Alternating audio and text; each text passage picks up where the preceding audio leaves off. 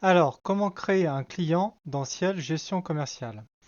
Je retourne toujours dans Liste. Mon premier choix, c'est Client. Donc là, j'en ai déjà qui existent. Je vais en créer un nouveau à l'aide de la petite flèche en haut à gauche, Créer. C'est toujours la même mécanique. Mon code client, j'avais paramétré que c'était 001 pour le premier, donc le troisième sera 003. Si jamais vous décidez de changer le code, vous pouvez le faire immédiatement ici. Je vais indiquer le nom de mon client. Admettons que ça va être hop, la boulangerie Le Brie. Je vais lui rentrer un siret. Bon là, nous sommes dans un cas fictif, donc je vais rentrer un siret fictif. Un code APE 4690Z. Et là, je peux rentrer une famille qui concerne mon client. J'ai déjà des familles qui existent, d'accord, entreprises particulières que j'ai créées précédemment. Si jamais je souhaitais rajouter une famille, je fais un clic droit, créer, et là, par exemple, je mets boulangerie industrielle. Et là, j'ai simplement à mettre sur OK. Je peux lui rattacher un représentant. On a vu dans des vidéos précédentes comment rajouter un représentant. Admettons que je rajoute Madame Descrasse Josie. Si jamais je voulais recréer un représentant, je peux le faire directement ici. Les encours, bah, c'est le plafond qui sont autorisés à mon client, et ainsi que son mode de paiement. Donc on a vu dans une vidéo précédente comment créer des modes de paiement, mais on peut le revoir.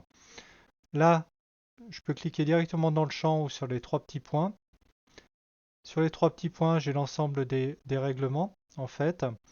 Donc, on a du 60 jours fin de mois qui a été créé, du 90 jours. Donc, je vous refais voir comment créer un règlement. Admettons que je veuille du 30 jours fin de mois cette fois.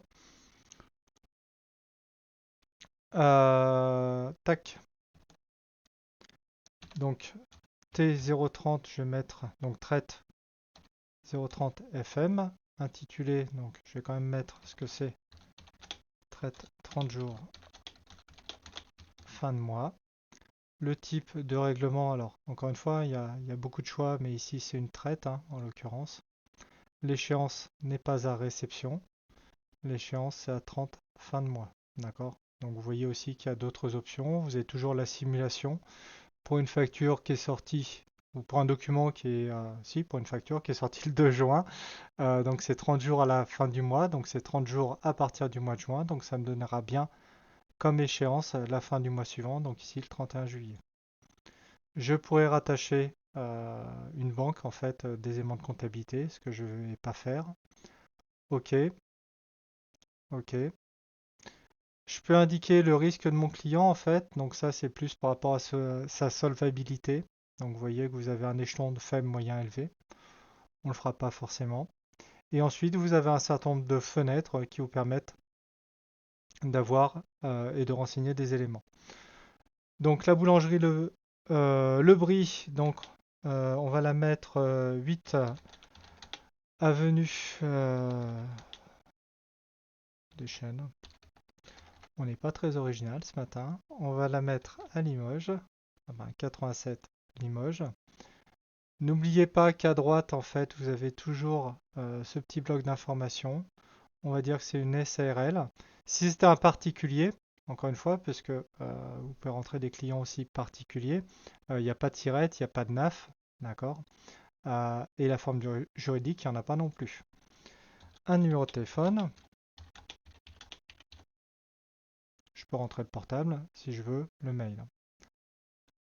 L'adresse de facturation par défaut sera la même pour la livraison, on le voit ici.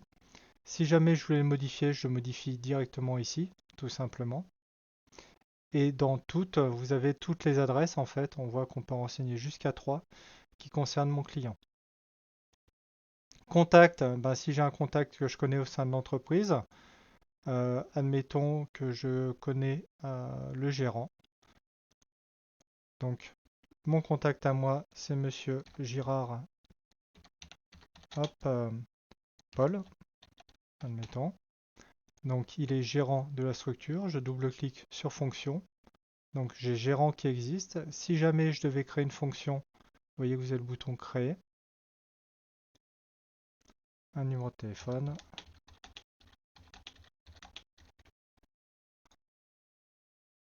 Relation client, on n'y renseignera rien. La banque de mon client, si jamais il a à me régler par traite, c'est des informations qu'on est amené à rentrer, donc avec l'IBAN et les coordonnées bancaires.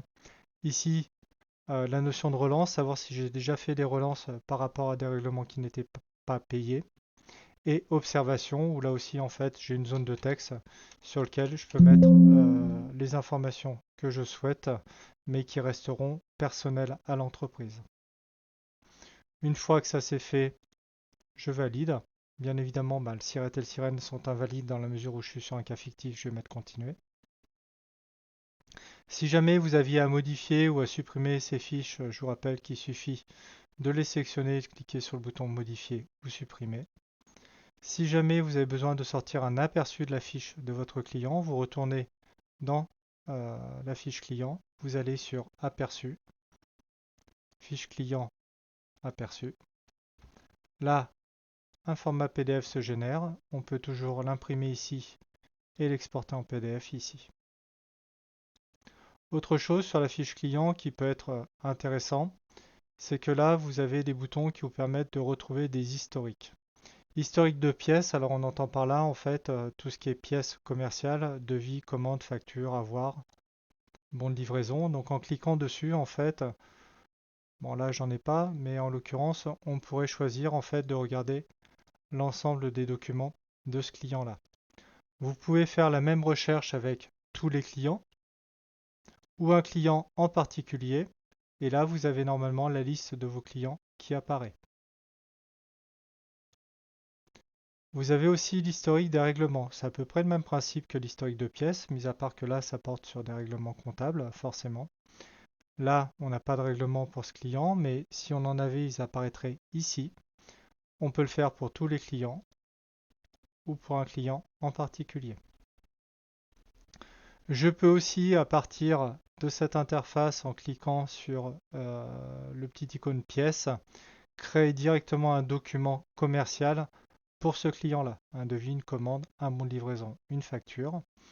Et je peux aussi, à l'aide de l'icône de la carte bleue, renseigner un règlement au nom de ce client. Si j'ai reçu un règlement avec le montant, le moyen de règlement, alors par défaut il met celui qui est saisi dans la fiche client, et la référence qu'il faut mettre à ce règlement. Donc là, j'en ai pas besoin.